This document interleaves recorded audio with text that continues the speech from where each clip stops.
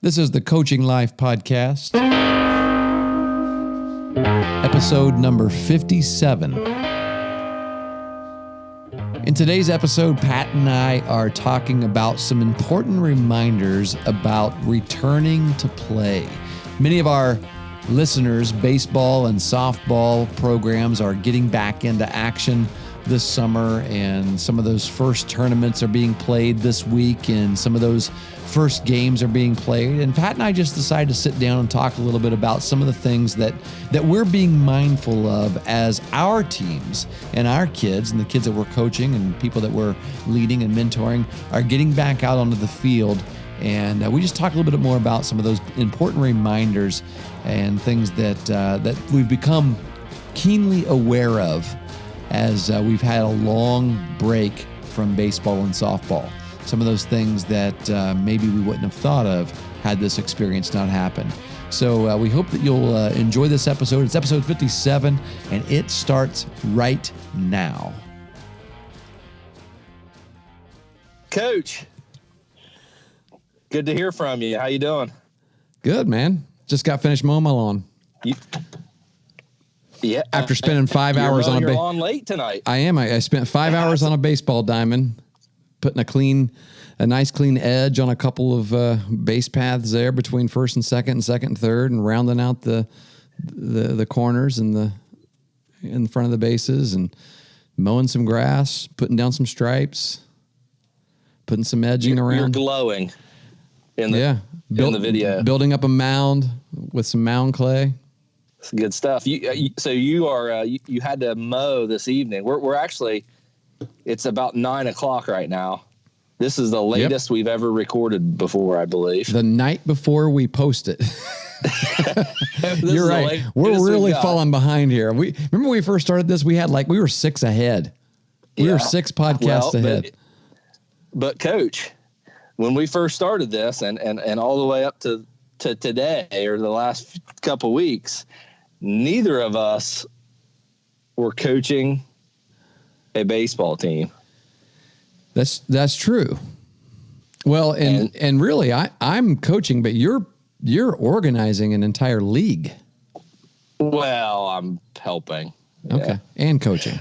I put together the schedules and got some teams together and things like that. Communicated with some people, but they're going to start Monday. That season starts Monday. Right on, man. And you spent a lot of time on the baseball field this weekend in total. Yeah. That's why you didn't have any time to mow your grass. That's right. So it's like my yard looks great. And yeah, that's right. We're back to normal. That's exactly right. Back to normal. My yard looks terrible again. Yeah, I'm letting it get too high. Well, I'm going to tell you something. This is what I learned something today, and I'm going to share it with our listeners, and it may be the most important lesson the Coaching Life has ever shared with our listeners. So are you ready for this? I am. Okay. When you go to power wash your house, okay, you go to the side of the house that gets the most sun, all right, and you run your finger down it and check the oxidation on the side of your house. And you adjust accordingly the power of the power washer, because if you don't, when you're done, it's going to look like a 5-year-old took a white crayon and just scribbled all over the side of your house. Just so you know, I discovered that today. So very important lesson for everyone out there.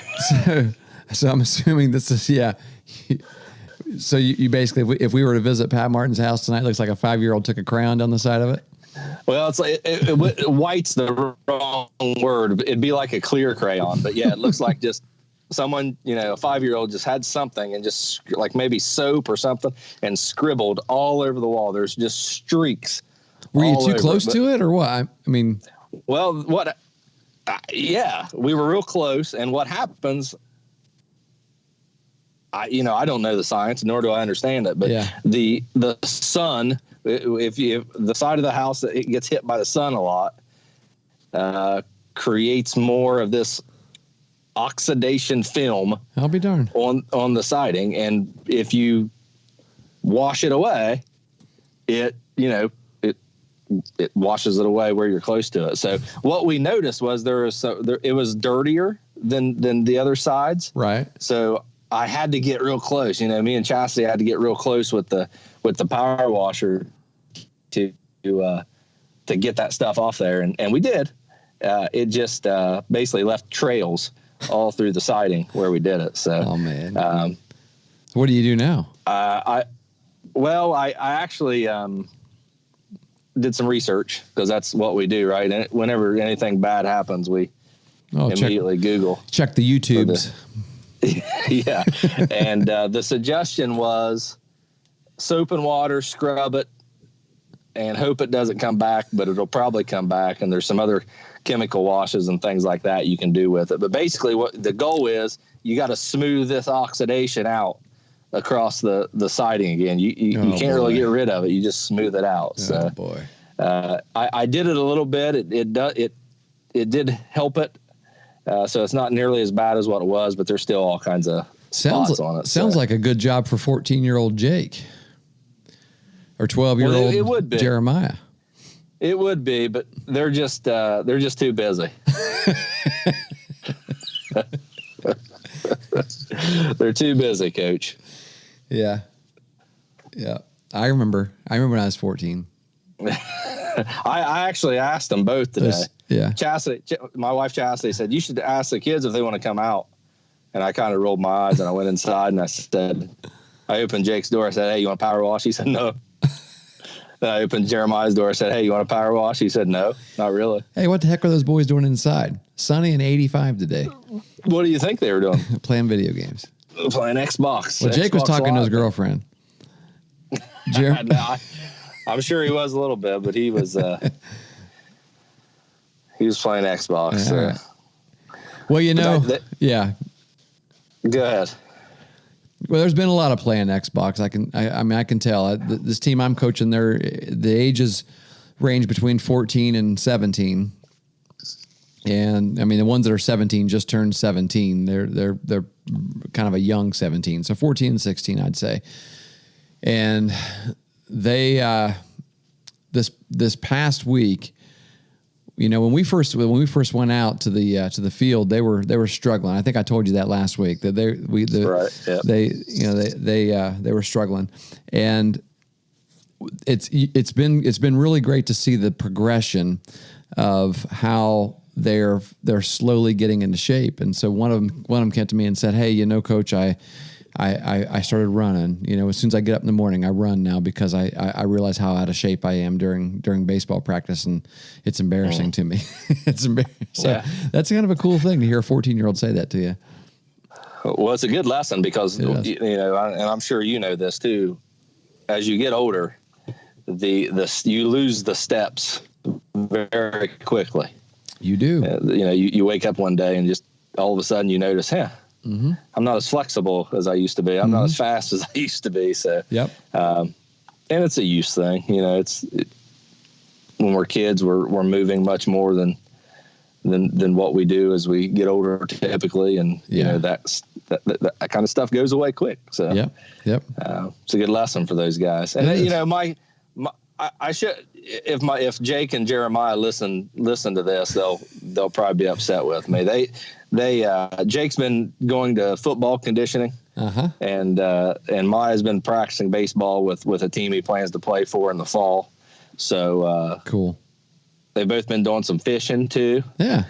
And I may be exaggerating their Xbox use just a little bit, but they definitely did not offer to help power wash the house today. That's a true story. Well, when I remember when I was 15, my dad was painting our house, and if I'm honest, and I'm ashamed of this actually, I don't remember offering to help paint, scrape and paint our house, and I feel bad. I feel terrible about that today, but so if kids out there, it's good for you, If your families are working on the homes, get out there and get yourself involved. But yeah, I understand. I do. I had a moped, Pat. I rode around Middleport on a moped.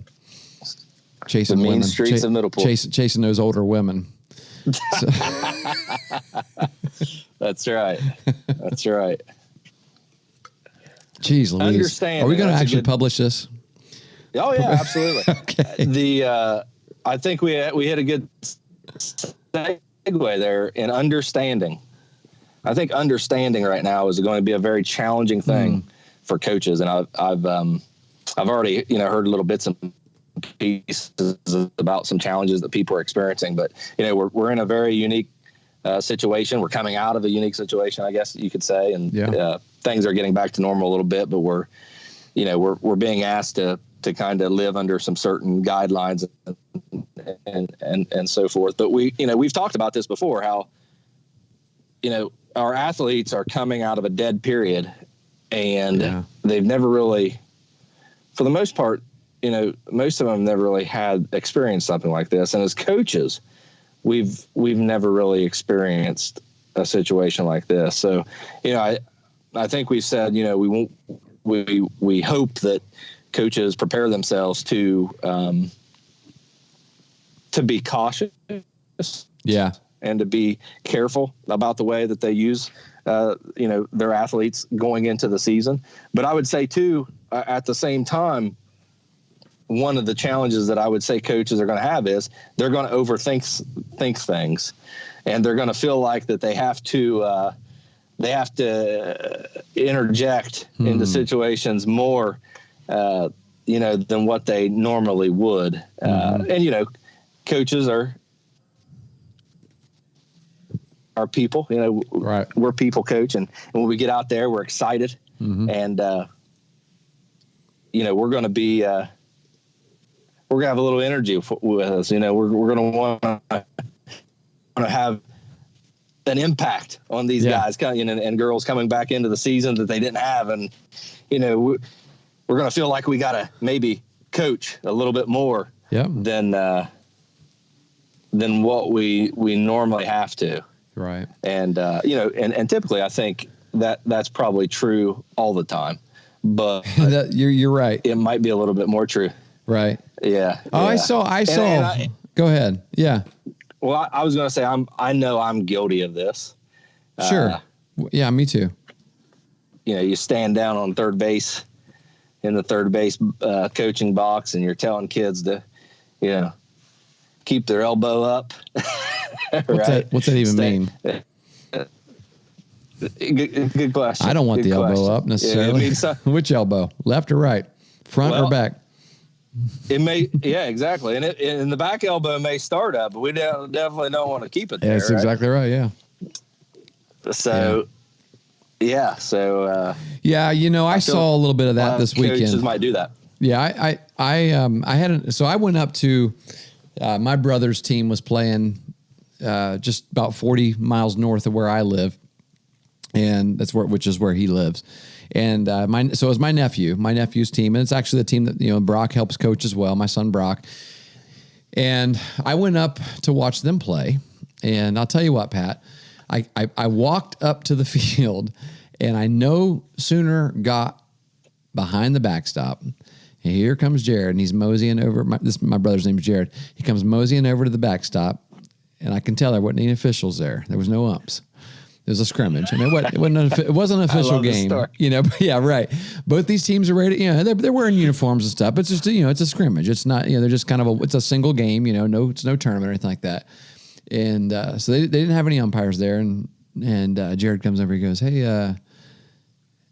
you wouldn't want to call balls and strikes, would you, Chris?" And I said, "You really going to do this to me? You're right.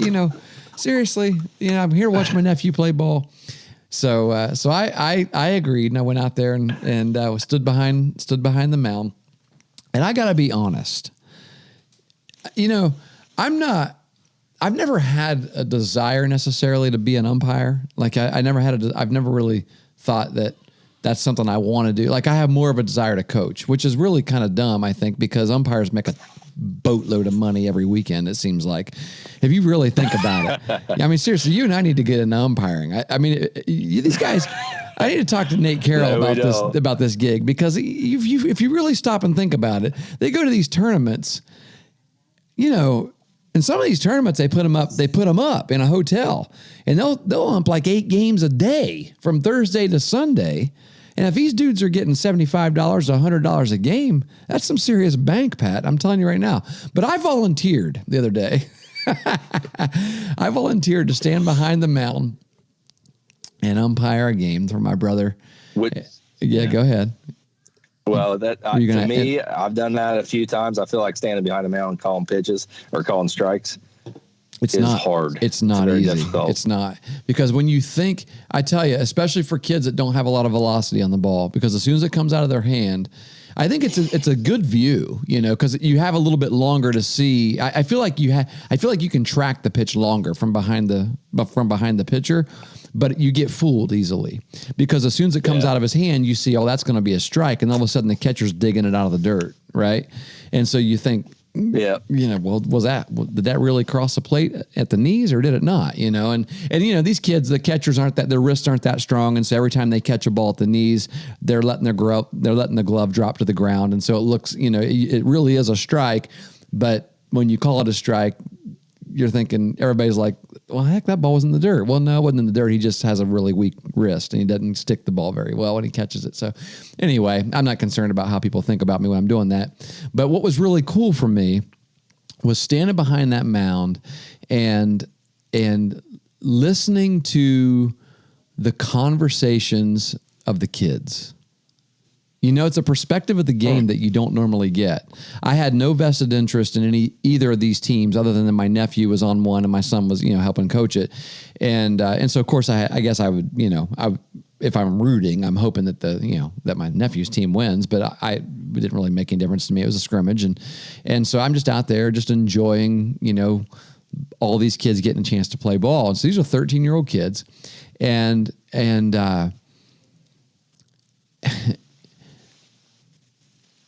I don't know. I doubt if the coaches that they played against or listened to the podcast, so I'll just go ahead and say it. There was a little bit of overcoaching going on. All right, there was some overcoaching going on. I mean, I'm guessing that there wasn't a lot of. Probably hadn't been a lot of games up to this point, and so this is probably one of the first times these guys have been on the field, and it was a scrimmage. But I got the feeling that the team they were playing against, the team that my nephew's team was playing against, they were a little bit tight. They're a little bit tense. The pitchers were a little bit, and the reason why they were a little tense is because every pitch, there was some coaching advice going on from the dugout. And so I found myself as an umpire, and it was cool because the position I was in I was literally standing right behind the pitcher, just saying, "Hey, buddy, take a deep breath, big fella. You're doing all right. You're doing all right. And I just kind of reminded, hey, you know what? what's so awesome is we get to be out here playing some baseball. Why don't you smile?" And and this kid's like, he's not doing bad. He's not doing bad at all. But gave a couple hits and things like that, and it was just one of those moments where we've talked before about how when you don't have a particular interest in any of the teams that you're watching, like if you go to a youth game, and you don't have a particular interest in any of the teams that you're watching, it just feels different. I mean, you're a little more relaxed when you watch the game. And when people ask me after the ball game for my thoughts about the game and how it went, my perspective is a little different than maybe someone's perspective while they're in the heat of the moment. You know what I'm saying? I don't know. It's kind of hard to explain because I see the game a lot differently. You know what I'm saying? Yeah, sure. I think that's why we like the idea of keeping notes or having someone keep notes during a game, because when you're out there in the heat of the game and trying to manage the team, you are seeing it from a different perspective than other people are. Absolutely. So I remember a couple years ago, maybe last summer, you came to to one of Jake's games in Athens there at the Sandlot Fields, and we talked a little bit about it after the game, and you kind of gave me what you saw from left field. You're standing out there in left field, and from my perspective during the game, it was really hot, and we were trying to keep the kids motivated and try to win a baseball game, and it was against a really tough team. Right. And you saw what I would agree. You saw something a little different, and I would agree with you. You saw, that our team, definitely looked like they were hot, right? And they were kind of dragging a little bit, and they didn't have a lot of energy, and that's just getting that different perspective gives you that that different look and understanding of what the team looks like, right, or what this the situation looks like that you may not get. And I think a lot of times too that coaches get lost really in what their job is, especially in the youth league levels, because I know you have to manage games. A lot of leagues now go by rotational batting orders, so substitutions are kind of easy. So, not everyone does that. Some go by different substitution rules. High school substitution rules are a little bit more difficult to get kids into the game. But at a youth level, at a 12U, normally a 14U level, there's probably rotational batting order. It's a little easier to sub and whatnot. But I would ask if you agree with this, Coach. I think as a youth baseball, softball coach, two of the most, and probably the most important jobs that you have as a coach is to motivate your kids. And that's a little shaky because really kids, if they're coming out there, they should have a little bit of motivation on their own, but still, great, legendary youth coaches are good motivators. I feel like, motivate your kids and give them confidence in what they're doing. And you could almost say those two things go together. Absolutely. And if coaches focus on those two things, they'll do a good job. That's the truth. Yeah. But a lot of times we want to talk about mechanics, and we want to talk about, approach, and we want to talk about a lot of things that we should be talking about during practice or, before the game or something like that. Whereas, usually when we coach our best games, it's when we don't have to talk about those things a whole lot. Right. And the kids are just able to go out there and execute what we've talked about, prior to the game and preparation for the game. Yeah, it's actually a little bit of a pet peeve for me to hear a coach talking mechanics during a game, because it's pointless. It's absolutely meaningless. That's not what they're thinking. It's going to be futile for you to talk about anything that has to do with mechanics during a game. So so then you might ask yourself, what do I do as a coach during a game? What can I actually do that's going to be helpful? And it's exactly what you just said. You inspire, you said motivate. I like to hear, inspire, you kind of energize them, you energize them, and you give them confidence. That word confidence is incredible because, I remember when I was teaching down at Eastern High School, a little small school down here in Meigs County. And there's a legendary basketball coach that's, everybody in this area knows him, Howie Caldwell. And I got a chance to co-teach with him because I was doing some special ed work with interventions as an intervention specialist, and we were doing some co-teaching. And so I asked him, I said, Coach, I'm a coach. I love to coach. I mean, we developed a really good relationship for those 3 years. I said, Coach Caldwell, if you could tell me, in all of your years of coaching, how do you boil it down? If you were to boil everything down that you teach, that you try to accomplish with your teams, how would you explain it to me in just the simplest terms? Just if you boil it all down to the simplest terms, what would it sound like? And he said it would just be this. He said, it's real easy. He said, I try to get my guys to play as aggressively as possible. My goal is to get them to play as aggressively as possible. And he said, I want them to be as confident as they can possibly be. And those two things go together. You cannot play aggressively if you're not confident. You just can't. You can't. So if you have no confidence, you're not going to be aggressive. So he said it's futile for us to say, hey, be more aggressive out there. Just be more aggressive. Well, sometimes the reason why the kids aren't aggressive is because they don't know what they're doing. They don't have confidence. And we actually talked about that last week with the team that I'm coaching this summer. I talked with him about, I asked him, I said, tell me what you're not confident with. You tell me. I'm taking notes. It's like you're talking about and taking a notebook. I take a journal with me, a notebook to every practice. And I asked them, I want to know how I can give you more confidence, because my goal in practice is to fill our practice with things that are going to help build your confidence, because the more I build your confidence, the more I know that on game day, you're going to play freely and loose, and you're going to be aggressive. And that's my goal for you. And so that's really, that's what we've been working on. And let me go back to something that you were talking about before we kind of went in this direction. You mentioned that, sometimes the perspective that we have of the game, one of the reasons why we should take notes during a game is because when we go back to those, we might think about the game a little differently. Or if you ask somebody else who watched the game, they might have a different perspective. I'll tell you, coaches out there, another way to get a different perspective than what you're getting during the game is with video, the use of video. I discovered that, a few years ago, about 5 years ago, I guess, I bought my first GoPro. And you can buy, if you go online, I would recommend this to all. I mean, I see these a lot now at tournaments, so I think a lot of people know about them.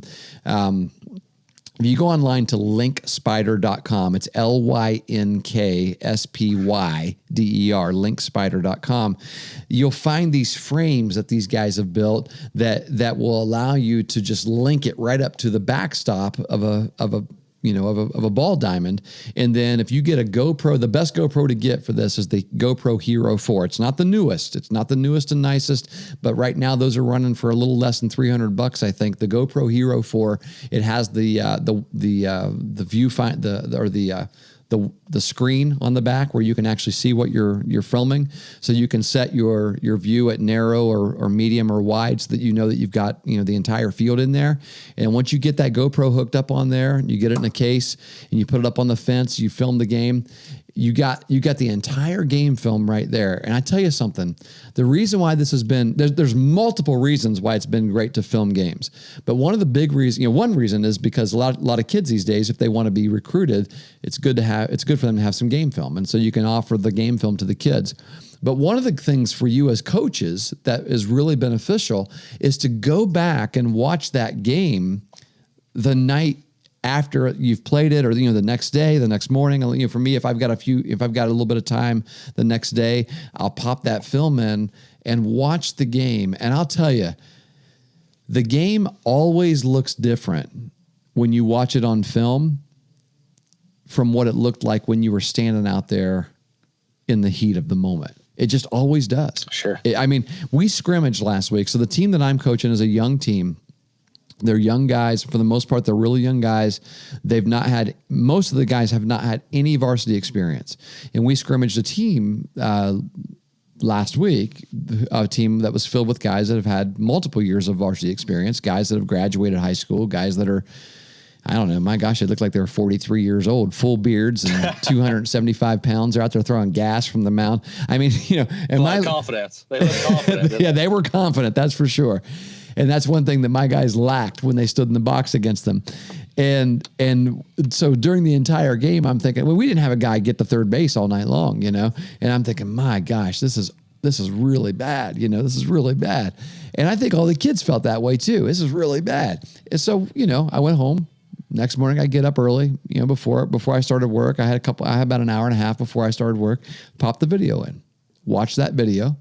Took me about 40 minutes to watch that entire game because I could, fast forward through the middle innings and all that. And I took some notes while I was watching it. And I thought to myself, you know what? There were a lot of positives here that I didn't see last night.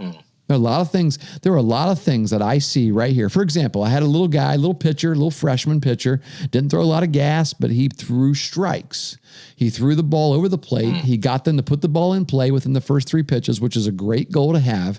And there was only, of all the guys that he faced 6 batters, and of all the guys he faced, 1 guy hit the ball square. One guy hit the ball square in the gap. Everybody else popped up or grounded out. And and you know what? So that I was able to come back, and I remembered, I kind of, that the night that it happened, I thought, he did pretty good. But then I watched it again. I'm like, you know what? That was pretty darn good. This is a nice job. He did a real heck of a job. And sure. And then there were other things that you see too, like, your hitters, sometimes they'll come to you and they'll say, you know what? That pitch that I got rung up on, it was, I don't know if I could touched it. It was a little bit outside, but the guy called it a strike. And so you watch the video and you realize, you know what, he's right. I probably shouldn't have gotten on to him about that. And I tell you what's funny about that is, when I was calling those pitches, those balls and strikes yesterday in that scrimmage game, there were times when the ball was, ball was on the outside. Let's say it's the first pitch to a batter. Ball's on the outside corner, and it's a strike, but it's not a good pitch to hit. You know what I'm saying? I mean, the count's 0-0. Sure. And so the hitter probably shouldn't go out. If that's not his pitch, he shouldn't go after it. But it was a strike, right? I mean, it's close enough to be called a strike. So I called it a strike. Well, because I called it a strike, guess what the coach said in the third base coach's box? Come on. Oh, no. You got to be aggressive. Come on. I told you to be aggressive. If that first pitch is there, hit it. And I thought, so I thought to myself, you know what? I've done that. I've said that. Yeah. But what I didn't realize was that's not that kid's pitch. And as a guy that's standing out there umpiring, I thought to myself, yeah, coach, you know what? Yeah, it's a strike, but I wouldn't have swung at it either. It's not the pitch I'm looking for when I get in the box. If I got no strikes. Sure. And so I tell you, that's one of the things that video has done for me, because I've been able to, I was able to go back and watch and see, where some of those pitches are that kids get rung up on. And I realized, you know what? Yeah, I should just trust them a little bit more, Yeah, I think that's gold, because basically what you're saying two things right there in what you just said. One, I expected you to kind of point out some of the negatives after looking at the video. I thought that's where you were going. You're able to see some things that the kids were doing wrong, and I'm sure you were able to. Sure. But right away, you focused on the positives. That's huge. That's good coaching right there. That's good. And then the second thing is that when you're down there on the third base coach is responding to results, as opposed to, and not saying that, he's doing it wrong. I'm just saying it typically during a game, right after a game, we're responding to results as opposed to the process. Mm-hmm. And that video, if they were able to go back and watch that and see that first pitch was, on the outside corner of the plate. And, when you get up to the plate, you're looking for that one pitch, right? You're looking for that ball that you can bomb. And, that escapes us a lot of times in the heat of the moment because it hurts, right? As coaches, as parents, when our kids don't succeed, when they fail, and albeit, a one strike isn't failure, but it's a part of failure. It gets you into a worse situation. You don't want to get in that situation. When that happens, it hurts us. We don't want to see that. So it's tough. We're responding to these negative things that are happening to us, and it's hard to do, but think about the process. Right. Players need to think about their process. Coaches need to think about their process. And in saying that, I would say that I hope that, as coach, and I know I've kind of alluded to this in the past couple of weeks, but I hope that coaches, there's never been another season that has presented us a better opportunity as coaches to play the long game here and to think about how we're developing our kids more so than winning. And, that's always true. It's always true, but I like to win too. I don't think any coach coaches not to win. That's a part of the game. That's a goal, and that's what we strive to do. But at the same time, this is an opportunity right now just to say, I want to give these kids the chance to experience something that, hey, 2 months ago we weren't for sure they were going to be able to experience at all. That's exactly right. We've kind of, we've been given that back. So hopefully our perspectives, adjust to that a little bit. Yeah. Yeah. You just said something that I that I literally said to our guys last week, as we, at the end of one of our practices, I said, you know what, fellas? I said, I think we actually added a couple games today. So I've got more than 20. I've got more than 20 games now. So there you go. Well, there are more schools that are starting to build teams now. They're like, hey, we need some games. And so, in this school, this school is our next door neighbor, Alexander. Coach just called me right before I called you, right before we started recording this podcast. I just got off the phone with the coach from Alexander here, and he said, we scheduled 2 more games. So we got 23 games plus a tournament. So, that's a lot of ball in about a month's time. But outstanding. That's good to hear. Yeah. Yeah. So one of the things that I said to our guys was, I said, we've got these games, we got this schedule, but the truth is no one's going to know we played them. A year from now, no one's going to know. No one's going to care. We're not playing for anything. We're not playing for a banner. We're not playing for a medal. We're not playing for a trophy. We're not playing for a status. We're just not. We're just playing. We literally, of all summers, there's nothing to play for this summer except for you becoming the best baseball player, the best person that you can become through this experience. And so I said, I don't necessarily care as much about what our record is at the end of the summer, because it's really not going to matter to me, because it's not going to go there's not going to be any way, like when you're a high school coach, everybody knows, if they have the Hall of Fame and all that, if you've won 50 games, you get this certificate. If you've won 100 games, and you get this, and your associations do that. Well, this is just volunteer stuff this summer. There's nobody cares about this stuff. And so I said, I tell you what we're using this summer for is just if you love this game, get better. Just get every day. We're just going to get better. We got our first game this Wednesday. We're not ready to play a game yet. We're not. I'll be honest with you. We're not ready yet. We're not ready. We're not in good enough shape yet. We don't have, our arms aren't ready yet. So we're going to probably throw 4 pitchers this Wednesday, and I don't know the team we play against. I don't know where they're at. They might be in the same boat. But the truth is, we're going to go up there. We're going to play. We're going to have fun, and we might win. We might lose. But the reality is, I hope that we learn something and we get better. And then we're going to come back and do it again in a couple of days on Saturday.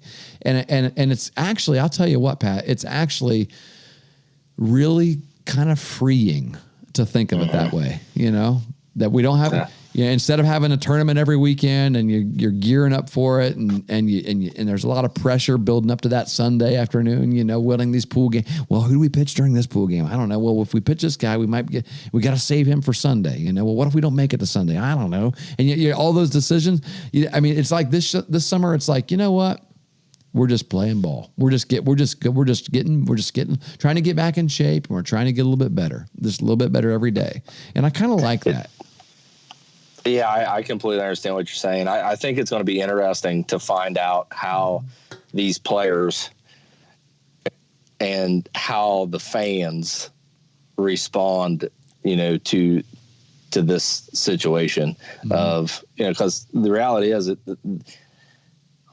unfortunately, we put a lot of stress on our athletes. Another word for athletes is kids. These are kids. Yeah. And we put a lot of stress on them. And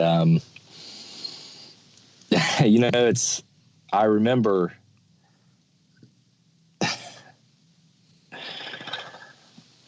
it's hard to look yourself in the mirror sometimes. I remember when I read Building Champions and had to kind of evaluate the way that I would coach at that time, primarily Jake, my oldest son. Mm-hmm. And I was just very disappointed because I knew that he wasn't experiencing baseball like I was able to experience baseball.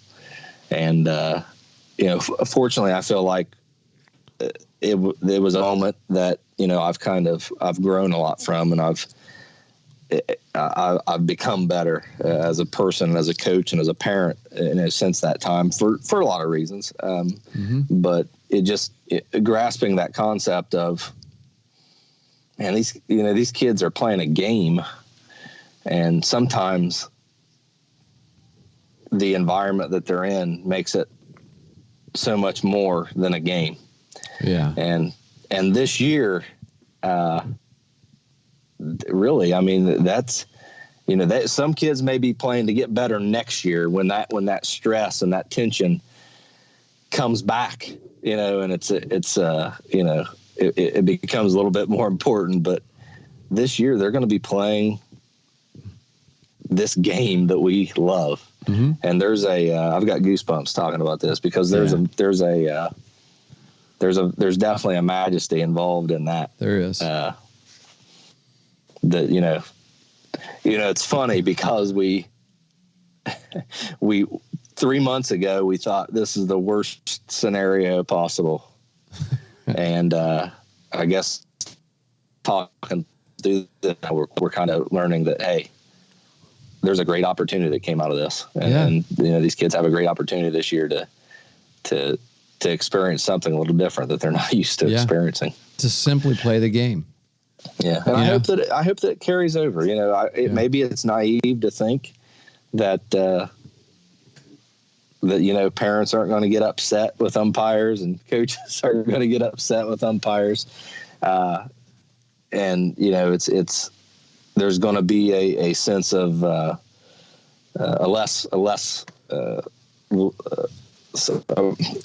less tension, less stress in these games. But I hope it can be that way, because that's at a very fundamental level, that's what makes baseball, or one of the things that makes baseball so great. Yeah. It's a great game. It's a great game. And if you have the opportunity to go out there and just, when you're out on third base as a base runner, just looking around and taking a breath and taking it all in and saying, man, this is great. And I get to come out here and play this game. I've done that, and I knew how much it meant to me. And I hope kids and I hope parents are able to do that. Coach, I said that I was a little disappointed that it doesn't seem like there's going to be a day that we're going to be able to say, yep, we won. Yeah. The coronavirus is over. Yeah. I remember you saying that. But I do feel like we're being given back what was taken away. Mm-hmm. And I hope we take advantage of that. Yeah. It's such a good word, because this might, you're talking about how this could be a summer where the only thing you might have to play for as a kid playing the game is just the love of the game itself. Yeah. Even if you're 17 years old and you're really hoping to get recruited to play in college, the only people can be out there right now recruiting you is JUCO and NAIA schools.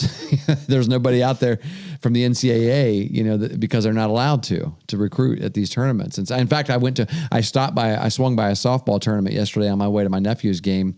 And it was funny because NAIA coaches they're like crazy, but there wasn't any NCAA guys there, nobody at all. Yeah. The park was packed. It was really great to see. It was really great to see.